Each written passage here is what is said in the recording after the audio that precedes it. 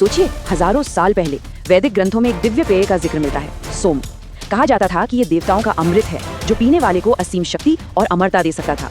पर सवाल ये है कि आखिर ये रहस्यमयी चीज थी क्या? चलिए आज इसी खोए हुए रहस्य की पड़ताल करते हैं। ये एक ऐसा सवाल है जिसने ना जाने कितने खोजकर्ताओं, इतिहासकारों और विद्वानों को सदियों से परेशान कर रखा है। तो आज हम भी कोशिश करेंगे, सबूतों की कड़ियों को एक एक कर जोड़ेंगे और इस प्राचीन पहेली को सुलझाने की तरफ बढ़ेंगे। अच्छा, तो सबसे आम धारणा क्या है? पहली नजर में तो ज्यादातर लोग यही सोचते हैं कि सोम बस एक तरह की पुरानी शराब होगी। लेकिन ठहरिए, अगर हम ग्रंथों को जरा ध्यान से पढ़े ना, तो कहानी पूरी तरह से पलट जाती है। जी नहीं, बिल्कुल भी नहीं। ऋग्वेद जैसे ग्रंथ तो साफ साफ पवित्र सोम और साधारण शराब, जिसे सुरा कहते थे, उसके बीच जमीन आसमान का फर्क बताते हैं। सोचिए, एक तरफ है सोम, देवताओं का दिव्य प्रसाद, और दूसरी तरफ है सुरा, जिसे झगड़े और विलास की जड़ माना जाता था। दोनों एक कैसे हो सकते हैं? और सबसे बड़ा सबूत वो इस श्लोक में मिलता है। देखिए, इसमें साफ साफ लिखा है कि सोम को दूध या दही के साथ मिलाया जाता था। अब कोई भी बता सकता है कि शराब में दूध मिलाने से क्या होता है? वो फट जाता है ना? तो बस ये एक छोटा सा डिटेल शराब वाली पूरी थ्योरी को ही खारिज कर देता है। तो सवाल वही है, अगर सोम शराब नहीं थी तो आखिर थी क्या?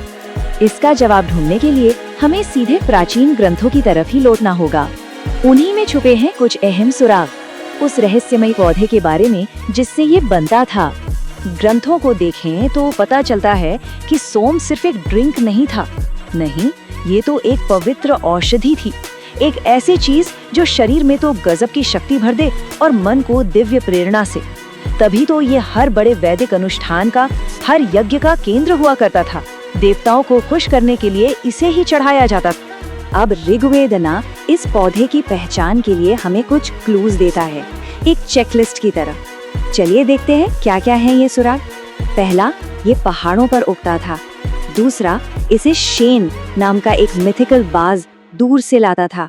तीसरा, इसे बनाने के लिए पत्थरों से दबाकर इसका रस निकालते थे। और चौथा, इसे दूध के साथ मिलाकर एक चमकदार चमकीला पेय तैयार होता था।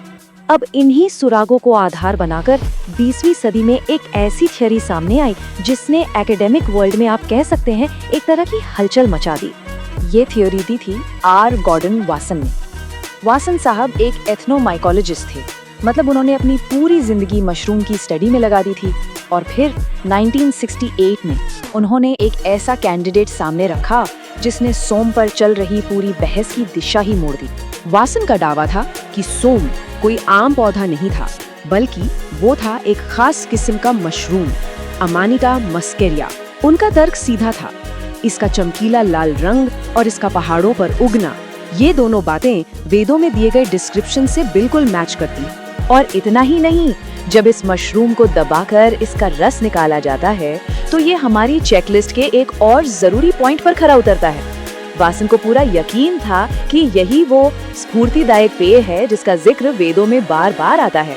जैसा कि वासन ने खुद लिखा भी है कि इस चीज से जो आनंद का अनुभव होता था वो इतना गहरा था, इतना प्रोफाउंड था कि उसने प्राचीन ब्राह्मणों को इतिहास के सबसे इलैबोरेट और अद्भुत रिचुअल्स बनाने के लिए इंस्पायर किया। लेकिन रुकिए, कहानी यहाँ खत्म नहीं होती। वासन की थ्योरी, जो पूरी तरह से टेक्स्ट के एनालिसिस पर बेस्ड थी, वो इकलौता जवाब नहीं था। दशकों बाद आर्कियोलॉजी की दुनिया से एक ऐसी खोज सामने आई जिसने इस मिस्ट्री को और भी ज्यादा उलझा दिया। ये खोज की थी एक ग्रीक रूसी आर्कियोलॉजिस्ट विक्टर सारियानिदी ने। वो मध्य एशिया के रेगिस्तान में एक बहुत पुरानी सभ्यता के खंडहर खोद रहे थे, और तभी उन्हें कुछ ऐसा मिला जिसने सोम की कहानी का रुख ही बदल कर रख दिया। सारियानिदी को एक बहुत बड़ा टेम्पल कॉम्प्लेक्स मिला। वहाँ हवन कुंड थे और पेय बनाने के लिए बड़े बड़े बर्तन भी थे। अब असली खेल तब शुरू हुआ जब उन बर्तनों का केमिकल एनालिसिस किया गया। जो रिजल्ट्स आए वो हैरान करने वाले थे। मशरूम का दूर दूर तक कोई नामो निशान नहीं था, बल्कि उनमें मिले 3 अलग अलग पौधों के ट्रेसेस, एफेड्रा, भांग और पोस्ट। तो अब देखिए, हमारे सामने 2 बहुत मजबूत लेकिन एक दूसरे से बिल्कुल अलग थियरीज हैं। एक तरफ है वासन का टेक्सचुअल एनालिसिस जो मशरूम की तरफ इशारा करता है, और दूसरी तरफ है सारियानिदी का कॉन्क्रीट आर्कियोलॉजिकल एविडेंस जो 3 पौधों के एक पावरफुल कॉकटेल की बात करता है। अब इन दो मजबूत लेकिन एक दूसरे से टकराती हुई थ्योरीज के साथ सोम का रहस्य आज भी एक पहेली ही है। बल्कि सच तो यह है कि इस डिबेट ने कई और नई पॉसिबिलिटीज को जन्म दे दिया है। कोई एक क्लियर विनर तो है नहीं, तो इस बहस ने कई और कैंडिडेट्स के लिए दरवाजे खोल दिए हैं। अब दुनिया भर के स्कॉलर्स दर्जनों दूसरे पौधों को भी एग्जामिन कर रहे हैं, ये देखने के लिए कि क्या उनमें से कोई वेदों के डिस्क्रिप्शन पर फिट बैठता है। जैसे कि एक बड़ा कैंडिडेट है पैगनम हारमाला, जिसे सीरियन रूबी कहते हैं। ये एक बहुत पावरफुल पौधा है और दिलचस्प बात यह है कि इसका जिक्र पुरानी भारतीय और ईरानी दोनों ट्रेडिशंस में मिलता है, जो शायद किसी कॉमन पास्ट की तरफ इशारा करता है। या फिर क्या वो कमल का फूल था? एक और थियरी इस तरफ भी इशारा करती है। भारत में कमल को पवित्रता का प्रतीक तो माना ही जाता है और इसकी कुछ स्पीशीज में ऐसे गुण भी होते हैं जो इंसान की चेतना की अवस्था को बदल सकते हैं। और तो और भारत में केरल के कुछ हिस्सों में सेरोपेजिया नाम के एक पौधे को आज भी सोम की तरह इस्तेमाल किया जाता है। उसे भी एक पॉसिबल कैंडिडेट माना गया है। इससे पता चलता है कि ये खोज अब कितनी बड़ी और डाइवर्स हो चुकी है। सोचिए, 2000 साल से भी ज्यादा का वक्त गुजर चुका है और सोम की असली पहचान आज भी वक्त की धुंध में कहीं खोई हुई है। ये वाकई दुनिया के सबसे पुराने और फैसिनेटिंग बोटैनिकल मिस्ट्रीज में से एक है।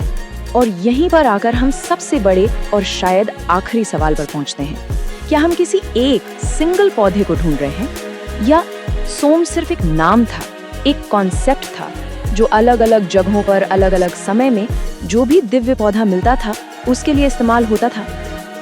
शायद असली रहस्य पौधे की आइडेंटिटी में है ही नहीं, बल्कि उस दिव्य अनुभव में है जिसकी तलाश में वो प्राचीन ऋषि मुनि थे।